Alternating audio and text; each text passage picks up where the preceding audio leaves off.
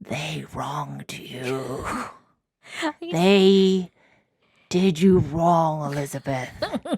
Be angry.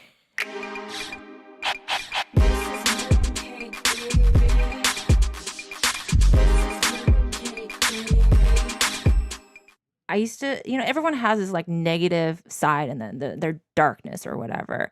And mine was always being on that victim boat, and I would linger on it.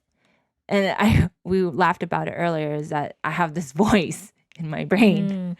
And I'll be like on my positive, like on my positive like emotion and stuff. I'm in a good mood. And then something will happen. Like someone didn't do something, or someone didn't do something the way I would like or whatever.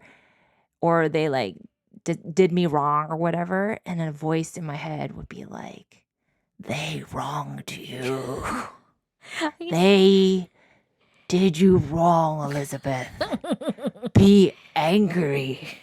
And it would and I would kind of listen to the voice and be like, yes, they did wrong me. They did. They deserve for me to be mad at them. And but then before I would be consumed with that, and I'll be like, oh, woe me. But now I want to be stronger. I want to be independent. I want to be free from that kind of thinking, because it consumes your life. And what we were talking about is that I finally realized that you just ignore that voice, because really you have to make a choice. You either want to go down that road where it consumes all your energy and your time and you're just like living in the past, or you're going to pick moving on and concentrating on yourself. Like every time someone wrongs you, just go work on what you're concentrating on, and you can break that cycle of like that negative thinking. You're just like, who deserves me more? Life or this like, just being lingering on this negative space, and years go by and you're just like, what the fuck? Like, you've been on that. No, I totally been on that, like where I just not so much like hating towards anybody, but more like hating towards myself. That's like just hate is hate. Self-loathing, and that energy was going towards myself, towards my past, towards what I did in the past while I was manic. For those who don't, this is your first time listening to this episode of our podcast. Like in the past episodes, I've mentioned that I'm diagnosed with bipolar, and I've had I have plenty of manic episodes and breakdowns in my past, and depression episodes, ups and downs, and my mind would not let it go. It wouldn't. It would not let it go. It's got like claws and teeth into this idea of just like hating myself even more. It's like, yes. Like Liz is like, they wronged you. It's like, you wronged yourself, Debbie. You should hate yourself even more. It's like an evil witch in your head. Like you. And I'm like, feed me all your negative emotions. Exactly. And you're like, delicious. Like, yum, yum, yum, yum, yum, yum. I was like, oh my gosh. I'm like, I'm so over hating myself. And that just that affects my self-esteem. And then in return, it does nothing for me. I get scared. Then I have fear. I have fear of I can't do certain things because I'm not good enough. I don't think I'm good enough. Or all this debilitating in so many ways. Totally is. And I was like, oh, I'm so over that. So, like, especially like the new year coming up, I really want to just get a better habit period of just like when it comes to not just my mental health, but like my physical health, like get back into walking more, and even get back into running and like just doing. Appreciate that you can run, because I cannot right now. Yeah, exactly. Be free in the wind. Exactly. Enjoy it. Get that sweat on. Yeah. Feels good to perspire. Yeah. And I know you're not really into perspiring, but like it can get addictive. You're like, I did not get a workout in until I perspire. Sweat. So I'm just glad that I'm able to just come to a place where I feel like, and I think you've noticed too, Liz, like that I'm more at peace with things. Like I'm just more calm. Before, if you just even a couple years back, like you could see it on my face, like your eyes, my eyes, everything, just like your I just body. wasn't present. Like my mind would constantly be just chattering about the past or chattering about the worrying about the future, and I just was never present, and I couldn't. I was just like not happy. And so now it's like, I'm still working on my happiness and everything, but I'm just a lot better now, headspace wise. And so, yeah, it's so funny when you have those dark voices that like, yeah, that you used to give in all the time, but then you're just like, what has that done for me? What have you done for me lately? Huh? What have you done exactly for me?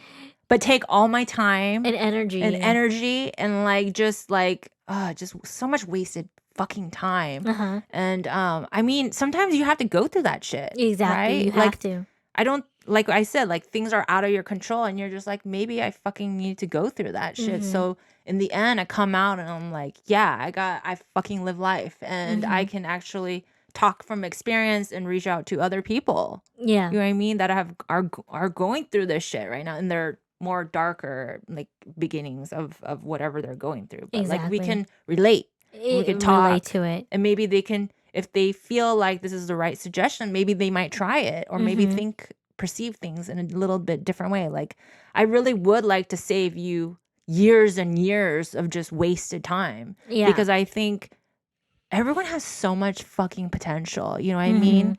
It's just sometimes you need a little push, a little bit of support from somebody. It doesn't have to be like physically there, but like maybe just someone talking, because I know it's fucking helped me.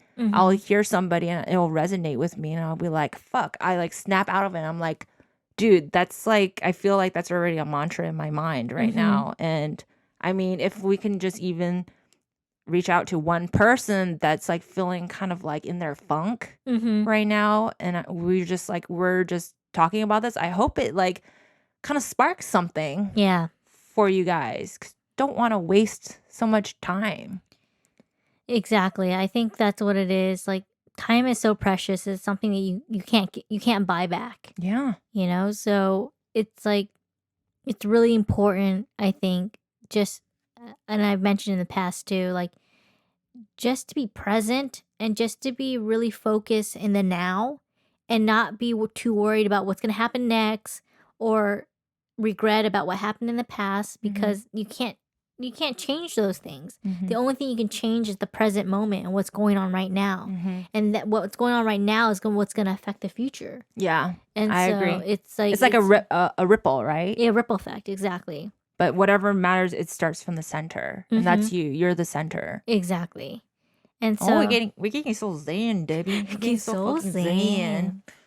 It's so true though. And I'm glad that you went through your quiet moment and I was in timeout. In timeout, yeah. I was in timeout, everybody. And I always say life is like my best mentor. I feel like it was like, nope, timeout, no working. Yeah. No money. Yeah. No, nothing. Yeah. You know what I mean? And I mean, in that time I got to paint. And before it got me thinking about how to use paint in different ways that I never thought. And I've taken some art lessons when I was younger, but like not anything like recent. I just do it by feel.